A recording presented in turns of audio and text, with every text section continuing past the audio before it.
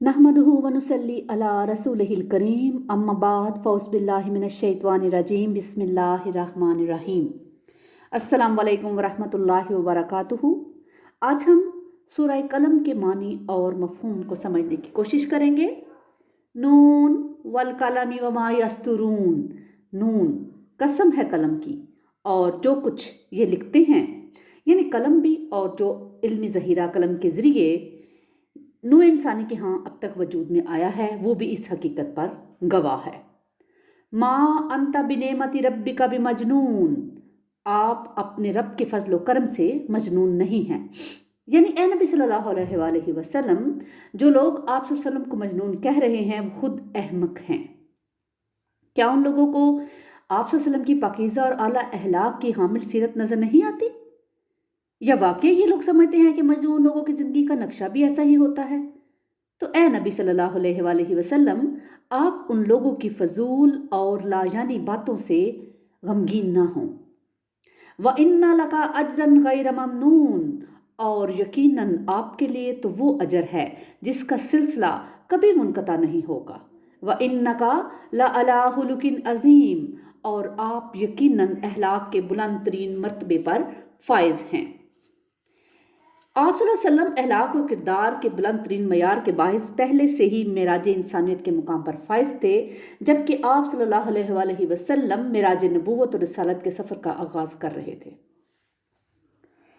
फसतुबसिरू व युबसिरून, तो अनकरीब आप भी देख लेंगे और वो भी देख लेंगे। ये बड़ा प्यारा और अछूता नसीहत करने का अंदाज़ है कि जैसे कोई बड़ा किसी छोटे को समझाता है कि आप मुखालिफ लोगों की बातों पर अजुर्दा ना हो। कुछ दिनों की बात है कि हकीकत खुलकर सबके सामने आ जाएगी, फिर किसी को कोई भी शक व शुबा नहीं रहेगा।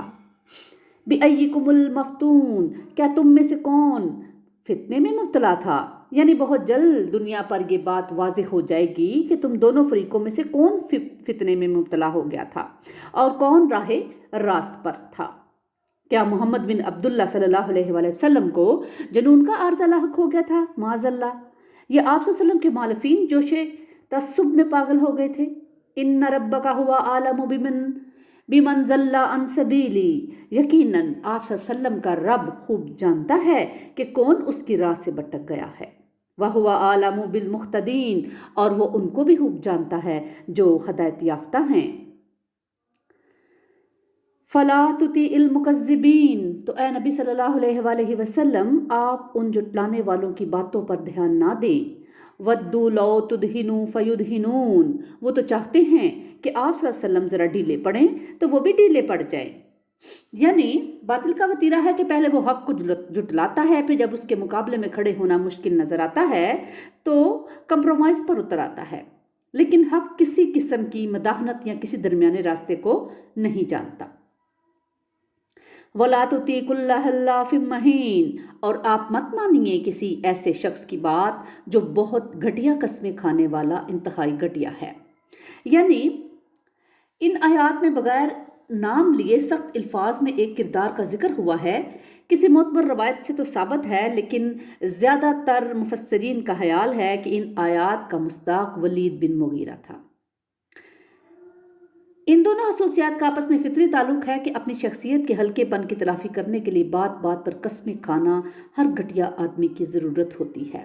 लफ्ज़ महीन, जलील और हकीर और घटिया आदमी के लिए बोला जाता है।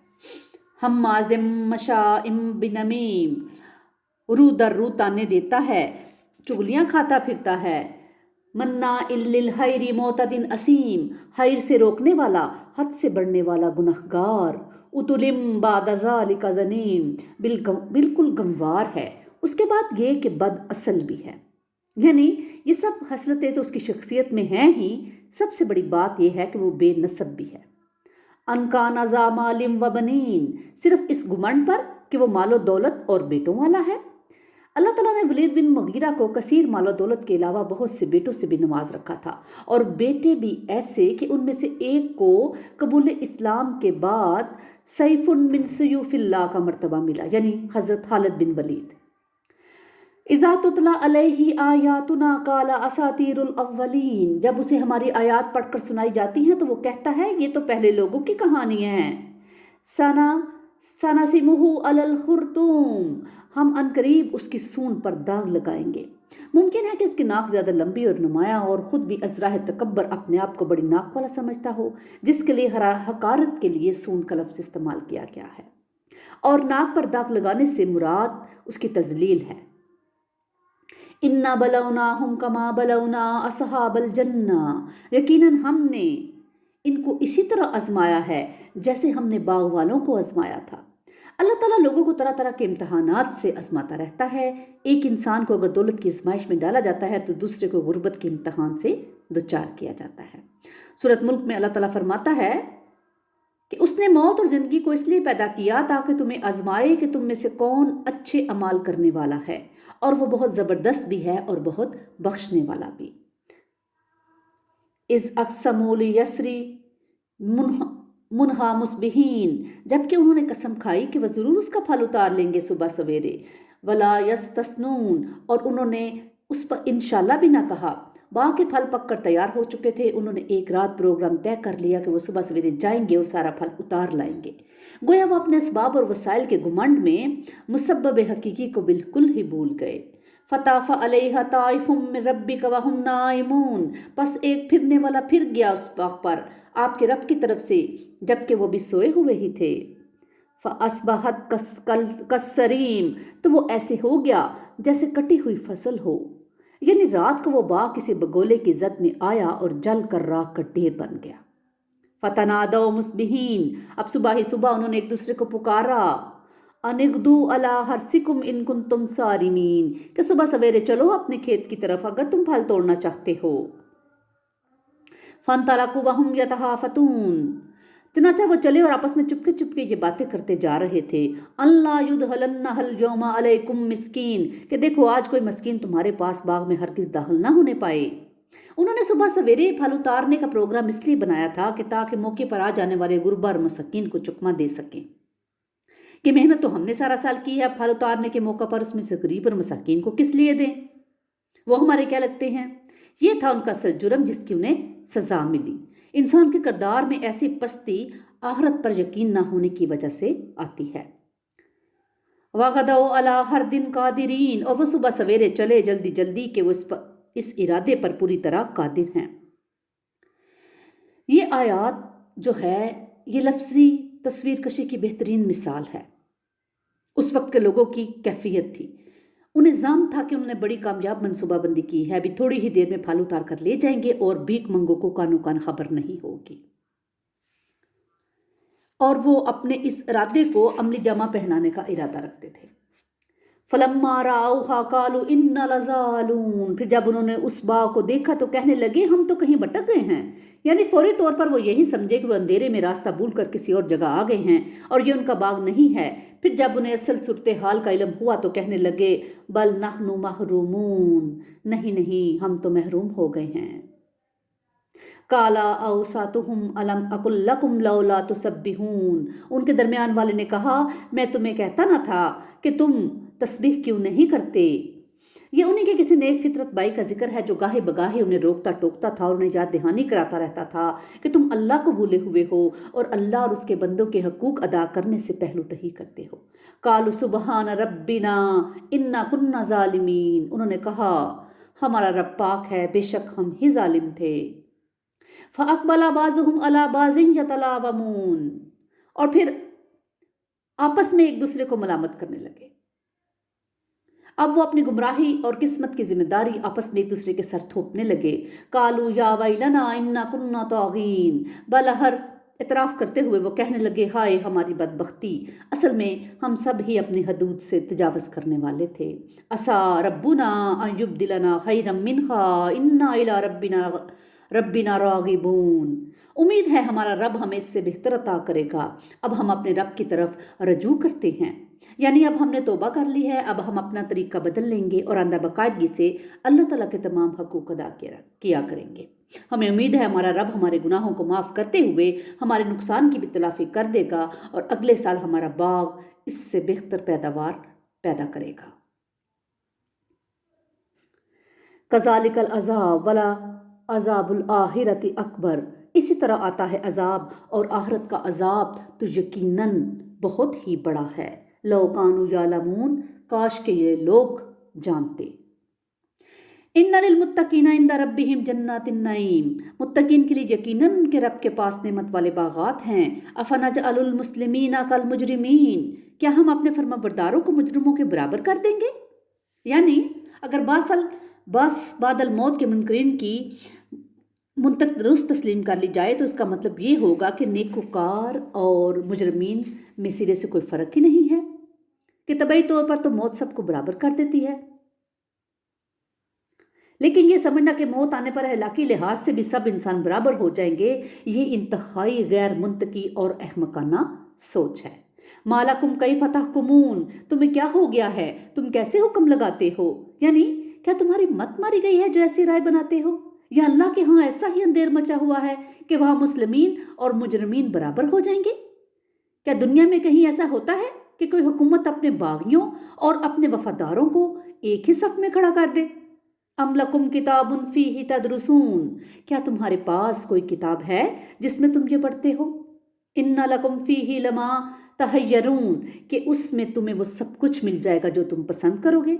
ام لکم ایمان علینا بالغۃ الی یوم القیامہ ان لکم لما تحکمون، کیا تم نے ہم سے کوئی قسم لے رکھی ہے جو باقی رہنے والی ہو قیامت کے دن تک، کہ تمہارے لیے ہی وہی کچھ ہوگا جو تم فیصلہ کرو گے؟ سلہم ایہم بذالک زعیم، اے نبی صلی اللہ علیہ وآلہ وسلم ذرا ان سے پوچھئے کہ ان میں سے کون ہے جو اس کا ضامن ہو۔ ام لہم شرکاء، کیا ان کے کوئی شریک ہے؟ فلیاتوا بشرکائہم ان کانوا صادقین، تو لائیں گے اپنے شریکوں کو اگر یہ سچے ہیں۔ یوم یکشف عن ساق، جس دن پنڈلی کھولی جائے گی۔ پنڈلی کھولے جانے کا مفہوم ہمارے تصور سے ماورا ہے۔ ممکن ہے کہ یہ اللہ تعالیٰ کی کسی خاص تجلی کا ذکر ہو جس کا ظہور میدان محشر کے کسی مرحلے پر لوگوں کی چھانٹی کرنے کے لیے ہونا ہو، واللہ عالم۔ اس اعتبار سے یہ آیات متشابہات میں سے ہے۔ وَيَدْعُونَ إِلَى السُّجُودِ فَلَا يَسْتَطِيعُونَ، اور انہیں پکارا جائے گا سجدے کے لیے تو وہ کر نہیں سکیں گے۔ یعنی میدان حشر میں اچھے اور برے لوگوں کو الگ الگ کرنے کے لیے بنی نوع انسان کو مختلف مراحل میں سے گزارا جائے گا۔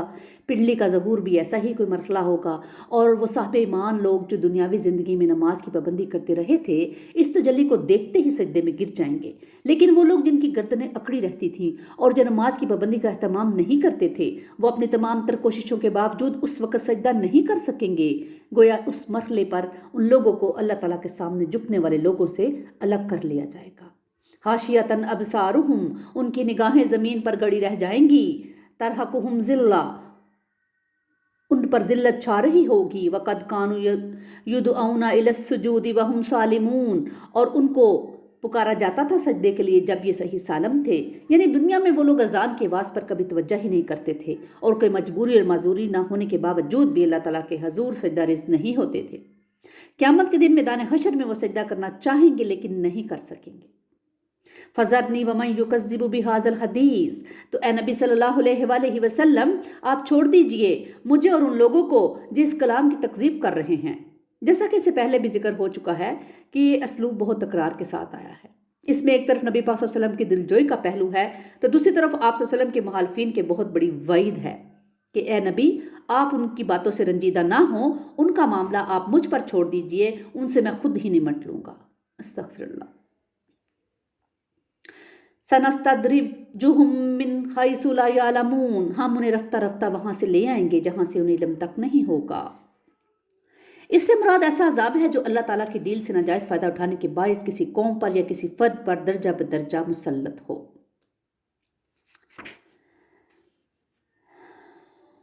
وَأُمْلِي لَهُمْ، اور میں ان کو ڈھیل دے رہا ہوں۔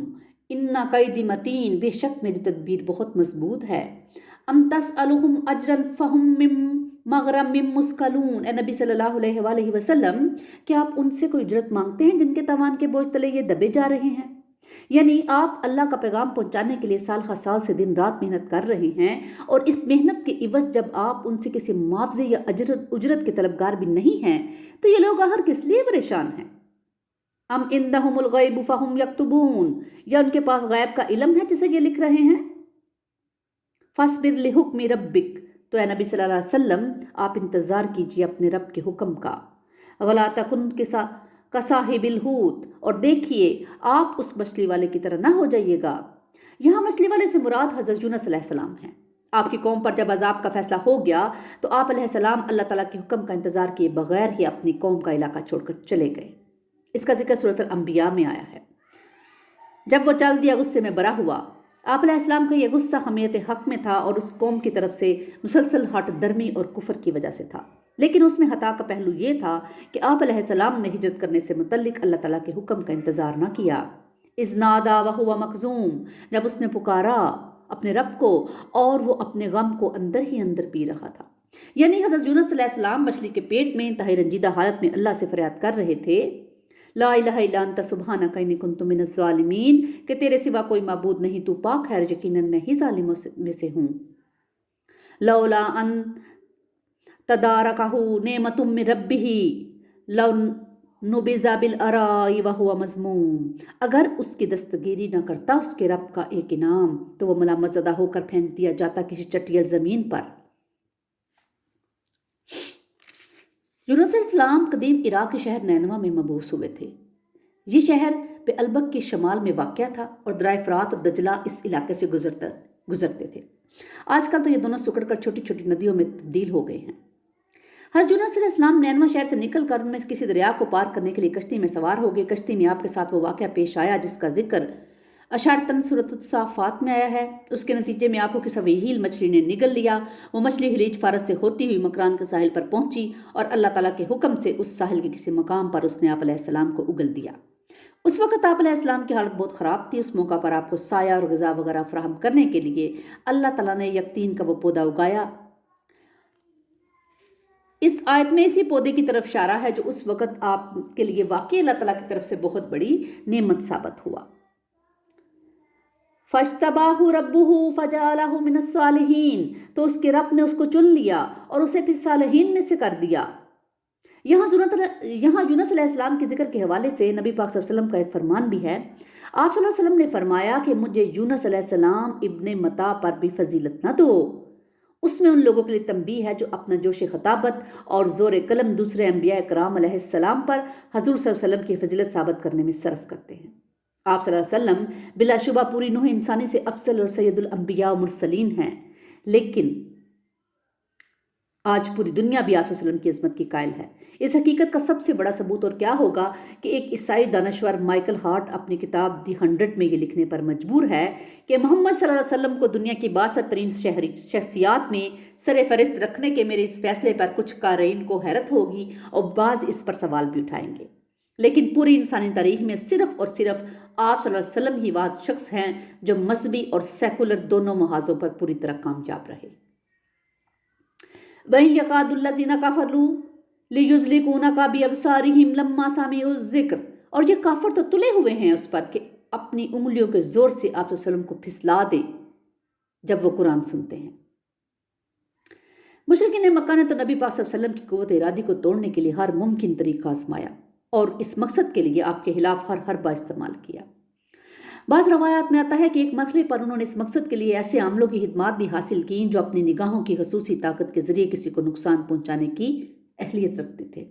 शायद तबई तौर पर ऐसा मुमकिन हो सकता है कोई शख्स खसूसी मशकों के ज़रिए अपनी आंखों में अपनी क़ुव्वत इरादी को इस अंदाज में जमा करने में कामयाब हो जाता हो कि उसके बाद जब वो किसी दूसरे शख्स की आंखों में आंखें डालकर देखे तो वो उसकी नज़रों की ताप ना ला सके।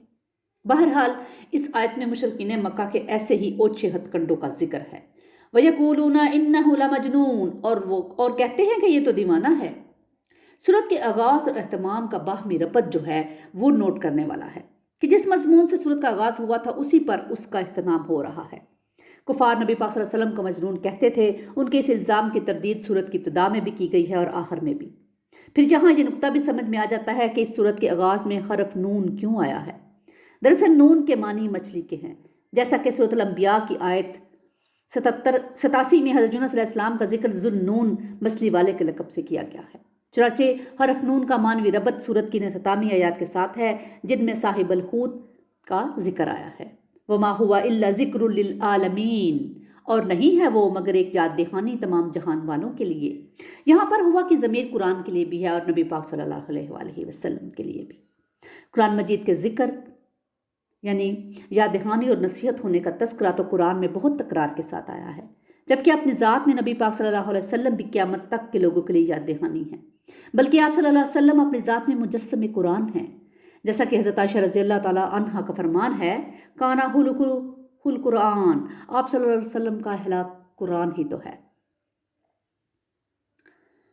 نبی پاک صلی اللہ علیہ وسلم پر کروڑوں درود و سلام۔ اللہ تعالیٰ ہمیں قرآن پاک کو سمجھنے، پڑھنے اور اس پر عمل کرنے کی توفیق عطا فرمائے، اور ہمیں اور ہماری اولادوں کو اپنا فرما بردار بنا لے۔ ربنا تقبل منا انک انت السمیع العلیم وتب علینا انک انت التواب الرحیم۔